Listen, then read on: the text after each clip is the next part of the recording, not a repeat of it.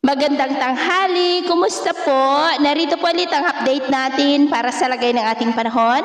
Ngayong tanghali po ng February 16, 2024 na kung saan sa ngayon po ay easterlies pa rin o hangin na mula sa Pacific Ocean ang patuloy po na umiihip dito sa ating bansa na nagdudulot ng mga isolated rains dahil po yan sa moisture nitong daladala na dahilan ng pagkakabuo ng mga localized thunderstorm, lalo na po yan sa dakong hapon, gabi at madaling araw. At sa atin naman pong long range forecast ay nananatili pa rin na walang bagyo na namamataan rito na tatawid dito sa ating bansa hanggang po sa susunod na 2 linggo ay posibleng storm free po tayo.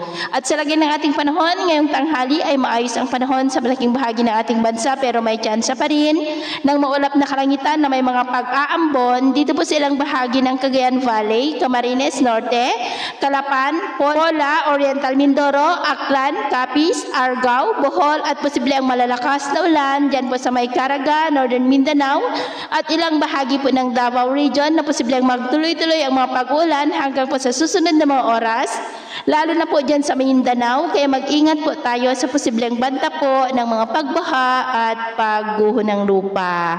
At sa atin naman pong mga baybayin, dahil po sa easterlies ay maalon sa baybayin ng Eastern Samar at silangang baybayin ng Mindanao na ang mga alon ay posible po na aabot hanggang sa 1.5 to 2.5 meters height.